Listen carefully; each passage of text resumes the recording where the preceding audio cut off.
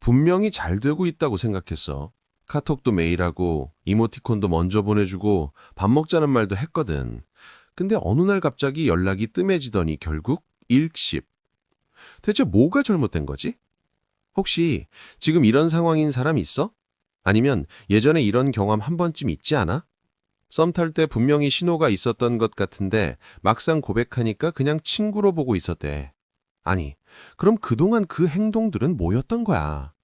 이런 생각 해본 적 있으면 오늘 영상 끝까지 봐. 왜냐면 오늘 내가 얘기할 내용이 진짜 너 얘기일 수도 있거든. 안녕, 난 제이야. 난 사람 심리에 관심이 많고 심리 분석하는 것을 아주 좋아해. 만약 너가 사람 심리에 관심 있고 영상을 재밌게 봤다면 구독, 좋아요 버튼 꼭 눌러줘. 자, 오늘은 썸 타다가 망하는 사람들의 공통점에 대해서 얘기해 볼 건데, 사실 이 주제 다루기 전에 먼저 깨부숴야 할 고정관념이 하나 있어. 많은 사람들이 썸이 망하면 타이밍이 안 맞았다거나 인연이 아니었다고 생각해. 근데 솔직히 말할게. 심리학적으로 봤을 때 썸이 망하는 진짜 이유는 대부분 상대방이 아니라 나한테 있어. 지금 이 말 듣고 뭐야, 내 잘못이라고 이런 생각 들 수 있어. 근데 잠깐만 들어봐. 내 잘못이라는 게 내가 나쁜 사람이라는 뜻이 아니야. 우리 뇌가 원래 그렇게 작동하도록 설계되어 있다는 거야. 이걸 알면 다음 썸에서는 같은 실수 안 할 수 있어. 2019년 시카고 대학교 심리학과에서 재미있는 연구를 했어.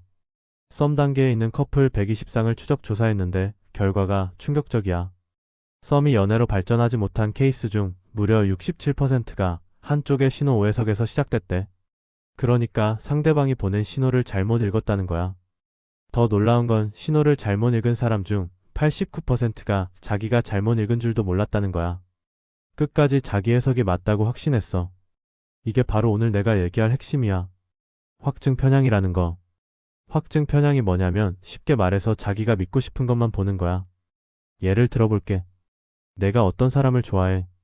그러면 뇌가 자동으로 그 사람이 나를 좋아한다는 증거를 찾기 시작해. 우연히 눈 마주치면 아, 나 쳐다봤네. 카톡에 키읔키읔 하나 더 붙으면 오늘 기분 좋은가 보다, 나 때문인가. 이렇게 해석해버려. 반대로 그 사람이 나를 안 좋아한다는 신호는 자동으로 무시해. 답장이 늦으면 바쁜가 보다. 약속을 미루면 진짜 일이 있나 보다. 이렇게 합리화해. 사실 말이야, 이게 우리 뇌의 생존 본능이야. 인간은 원래 자기가 원하는 방향으로 정보를 해석하도록 진화했어.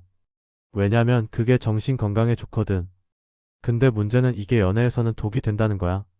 자, 그럼 본격적으로 썸 타다 망하는 사람들의 공통점 5가지를 하나씩 파헤쳐 볼게.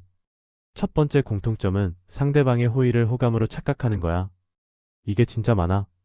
상대방이 그냥 친절한 건데 나만 좋아하는 줄 알아버려. 여기서 잠깐 중요한 개념 하나 설명할게. 심리학에서 말하는 귀인 오류라는 게 있어. 귀인이 뭐냐면 어떤 행동의 원인을 해석하는 거야. 예를 들어 상대방이 웃으면서 인사했어. 이 행동의 원인을 어떻게 해석하느냐에 따라 귀인이 달라져. 여기서 2가지 귀인이 가능해.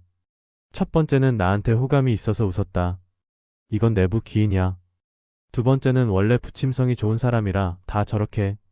이건 외부 귀인이야. 문제는 우리가 좋아하는 사람한테는 무조건 내부 귀인을 해버린다는 거야. 걔가 나한테 웃었어. 분명 나 좋아해서 그런 거야. 이렇게 생각해버려. 근데 실제로 그 사람은 모든 사람한테 그렇게 대할 수도 있어. 원래 사교적인 사람일 수도 있고 직업상 친절하게 대해야 하는 사람일 수도 있어. 2021년 하버드 비즈니스 스쿨에서 한 연구가 있어. 서비스업 종사자들을 대상으로 했는데 고객 중 23%가 직원의 친절을 개인적 호감으로 오해한 적이 있대. 카페 알바생이 웃으면서 커피 건네줬다고 번호 물어보는 사람들 있잖아. 그게 다 이 귀인 오류 때문이야. 물론 진짜 호감인 경우도 있어. 근데 문제는 호의와 호감을 구분할 줄 알아야 한다는 거야. 그럼 어떻게 구분하냐고? 핵심은 차별성이야. 그 사람이 나한테만 특별하게 대하는지 아니면 다른 사람한테도 똑같이 대하는지를 봐야 해. 진짜 호감이 있는 사람은 너한테 차별화된 행동을 해. 다른 사람한테는 안 하는 행동을 너한테만 해. 예를 들어 단체 카톡에서는 대충 답하는데 개인 카톡에서는 정성스럽게 답한다든지, 다른 사람 얘기는 대충 듣는데 내 얘기는 기억하고 나중에 물어본다든지. 이런 게 차별화된 호감 신호야. 반대로 모든 사람한테 똑같이 잘해주는 거면 그건 그냥 그 사람의 성격이야. 호감이 아니라 호의야. 두 번째 공통점은 과잉 해석이야. 이건 확증 편향이 극대화된 형태야. 상대방의 모든 행동에 의미를 부여해버려. 카톡 읽는 시간 답장 오는 속도 이모티콘 종류 마침표 유무까지 다 분석해. 솔직히 말할게. 이거 병이야. 진짜로. 심리학에서 이걸 과잉 경계라고 해. 불안형 애착을 가진 사람들한테 많이 나타나는 특성이야. 여기서 애착 유형 얘기를 좀 해야 할 것 같아. 혹시 애착 유형이라고 들어봤어? 영국의 심리학자 존 보울비가 처음 제시한 개념인데 사람이 관계를 맺는 방식이 어릴 때 양육자와의 관계에서 형성된다는 이론이야. 크게 네 가지 유형이 있어. 안정형, 불안형, 회피형, 그리고 혼란형. 이 중에서 썸 탈 때 가장 문제가 되는 건 불안형이야. 불안형 애착을 가진 사람들은 관계에서 항상 불안해해. 상대방이 나를 진짜 좋아하는지 의심하고 작은 변화에도 민감하게 반응해. 그래서 상대방의 행동을 과잉 해석하게 돼. 일십당하면 나 싫어하나? 답장이 짧으면 화났나? 이런 식으로. 문제는 이 과잉 해석이 자기 예언적 실패를 불러온다는 거야. 이게 세 번째 공통점이랑 연결돼. 잠깐 여기서 재미있는 연구 하나 소개할게. 2018년 텍사스 대학교 심리학과에서 진행한 연구야. 썸 단계에 있는 200명을 대상으로 상대방의 카카오톡 답장 패턴을 얼마나 정확하게 예측하는지 테스트했어. 결과가 흥미로워. 상대방에게 호감이 있는 사람들은 답장 패턴 예측 정확도가 겨우 34%였어. 반면에 상대방에게 호감이 없는 사람들은 67%로 거의 2배였어. 이게 무슨 뜻이냐면 우리가 누군가를 좋아하면 그 사람의 행동을 객관적으로 볼 수 없다는 거야. 감정이 판단력을 흐리게 만들어. 그래서 내가 항상 하는 말이 있어. 썸 탈 때는 친구 의견을 들어봐. 너는 당사자라 객관적으로 못 봐. 근데 친구는 감정 없이 상황을 볼 수 있어. 물론 친구도 틀릴 수 있지. 근데 적어도 너보다는 객관적이야. 친구 3명한테 물어봐서 3명 다 글쎄라고 하면 솔직히 가능성 낮은 거야. 세 번째 공통점은 자기 예언적 실패야. 이게 진짜 무서운 거야.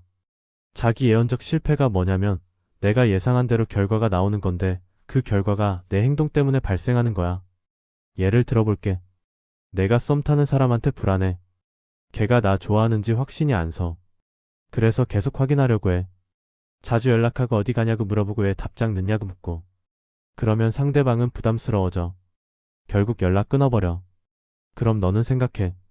역시 나 안 좋아했구나. 근데 사실은 처음에는 호감이 있었을 수도 있어. 내 행동이 그 호감을 없앤 거야. 이게 바로 자기 예언적 실패야.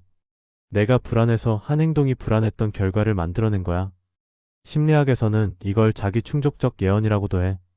미국의 사회학자 로버트 머튼이 처음 제시한 개념인데 우리 예상이 그 예상을 실현시키는 행동을 유발한다는 거야. 여기서부터 진짜 재밌어진다.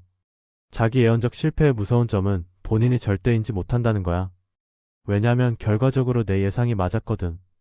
걔가 나 안 좋아했네. 근데 그게 내 행동 때문인 줄은 몰라. 그래서 다음 썸에서도 똑같은 실수를 반복해. 또 불안해하고 또 확인하려 하고 또 부담 주고 또 실패하고. 이게 패턴이 돼버려. 2020년 UCLA 심리학과에서 한 연구를 보면 연애 실패 경험이 많은 사람들 중 71%가 비슷한 패턴으로 실패한다고 해. 그러니까 같은 실수를 반복한다는 거야. 왜냐면 자기 행동이 문제인 줄 모르니까. 항상 상대방 탓, 환경 탓만 해. 걔가 이상했어. 타이밍이 안 맞았어. 이러면서. 그래서 내가 하고 싶은 말은 이거야. 썸이 망했을 때 상대방 탓하기 전에 내 행동을 돌아봐. 내가 부담을 줬나? 내가 너무 급했나? 내가 확인받으려고 이상한 행동했나? 이런 거 체크해봐. 물론 진짜 상대방 문제인 경우도 있어. 근데 계속 비슷하게 실패한다면 공통점은 상대방이 아니라 너야. 네 번째 공통점은 투사야. 투사가 뭐냐면 내 감정을 상대방한테 씌우는 거야. 내가 좋아하니까 걔도 좋아할 거라고 생각하는 거야. 이게 왜 위험하냐면 상대방의 진짜 감정을 못 보게 만들거든. 예를 들어볼게. 내가 누군가를 엄청 좋아해. 그러면 뇌가 자동으로 걔도 나를 좋아할 거라고 가정해버려. 왜냐면 그게 심리적으로 편하거든. 짝사랑이라는 걸 인정하면 고통스러우니까. 그래서 상대방의 행동을 전부 호감으로 해석해버려. 그냥 친절한 건데 좋아서 그러는 거라고 생각하고. 바빠서 연락 못하는 건데 밀당하는 거라고 생각하고. 이게 투사야. 내 감정을 상대방한테 투영하는 거야. 심리학자 지그문트 프로이트가 처음 제시한 방어 기제 중 하나인데 원래는 부정적인 감정을 다른 사람한테 돌리는 걸 말해. 근데 연애에서는 긍정적인 감정도 투사가 돼. 내가 좋아하니까 걔도 좋아할 거야. 이런 식으로. 투사의 문제점은 현실 검증이 안 된다는 거야. 내 머릿속에서만 연애하는 거야. 상대방은 전혀 그런 생각 없는데 혼자 설레고 혼자 기대하고 혼자 실망해. 그리고 나중에 현실을 마주하면 충격받아. 뭐야, 나만 좋아했던 거야. 근데 사실 처음부터 상대방은 신호를 보내고 있었어. 너가 못 본 거야. 아니, 안 본 거야. 보고 싶지 않았으니까. 여기서 사람들이 진짜 모르는 게 뭐냐면 투사는 의식적으로 하는 게 아니야. 무의식적으로 일어나. 그래서 본인은 투사하고 있다는 걸 몰라. 객관적으로 판단하고 있다고 착각해. 그게 더 무서운 거야. 투사를 막으려면 어떻게 해야 하냐고? 의도적으로 반대 증거를 찾아봐. 걔가 나를 좋아하지 않을 수도 있다는 가정하에 행동을 다시 해석해봐. 그러면 다르게 보여. 웃어줬던 거 다른 사람한테도 그래. 연락 먼저 했던 거 다른 친구한테도 그래. 이런 게 보이기 시작해. 물론 이게 쉽지 않아. 좋아하는 사람한테 객관적이 되는 건 거의 불가능에 가까워. 그래서 아까 말했듯이 친구 의견을 들어보라는 거야. 다섯 번째 공통점은 타이밍 착각이야. 이건 상대방의 상황을 고려하지 않는 거야. 내가 준비됐으니까 걔도 준비됐을 거라고 생각하는 거야. 근데 현실은 그렇지 않아. 사람마다 연애할 준비가 되는 시점이 달라. 예를 들어 상대방이 지금 시험 기간이야. 또는 이직 준비 중이야. 또는 전 연인한테서 아직 정리가 안 됐어. 이런 상황에서는 아무리 너를 좋아해도 연애로 발전하기 어려워. 근데 썸 타는 사람들은 이걸 잘 못 봐. 내가 좋아하고 걔도 나 좋아하는 것 같은데 왜 안 되지? 이러면서 답답해. 근데 그건 호감의 문제가 아니야. 타이밍의 문제야. 상대방이 지금 연애할 상황이 아닌 거야. 이걸 인정하지 못하고 계속 밀어붙이면 관계가 망가져. 그 사람 입장에서는 부담스럽거든. 나 지금 그럴 여유 없는데 왜 자꾸 그래? 이런 생각이 들어. 2022년 뉴욕 대학교에서 한 연구가 있어. 썸 단계에서 연애로 발전하지 못한 케이스를 분석했는데 27%가 타이밍 문제였대. 서로 호감은 있었는데 한쪽이 연애할 준비가 안 돼서 실패한 거야. 재미있는 건 이 중 61%가 나중에 다시 만나서 사귀게 됐대. 그러니까 타이밍만 맞았으면 됐던 거야. 그래서 내가 하고 싶은 말은 썸 타다가 잘 안 되는 것 같으면 상대방의 상황을 봐. 지금 연애할 여유가 있는 사람인지. 만약 없다면 기다리든지 깔끔하게 포기하든지 해. 무작정 밀어붙이는 건 답이 아니야.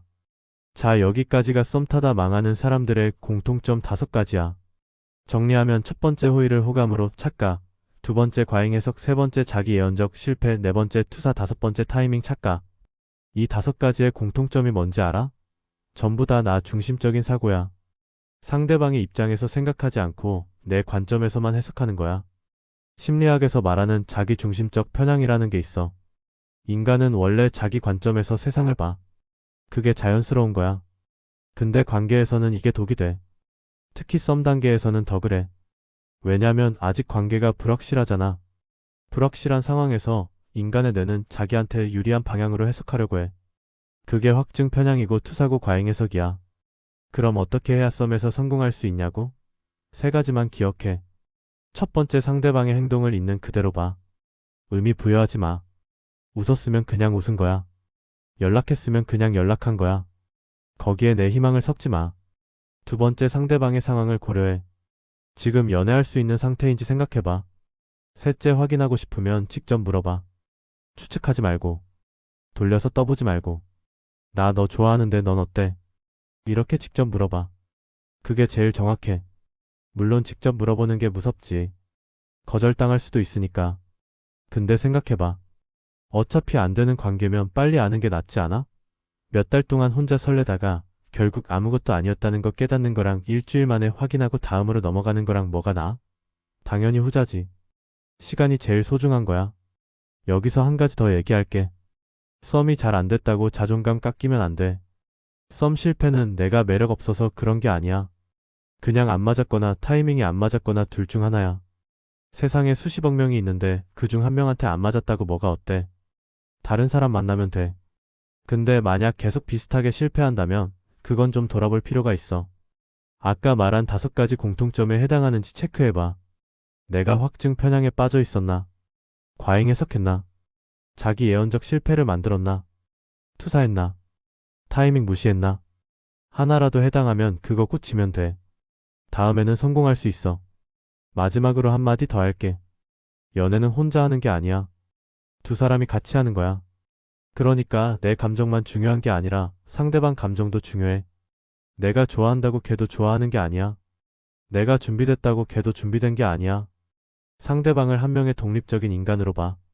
내 판타지의 대상으로 보지 말고. 그러면 훨씬 건강한 관계를 맺을 수 있어. 오늘 영상이 도움이 됐다면 좋아요 눌러주고 아직 구독 안 했으면 구독도 부탁해.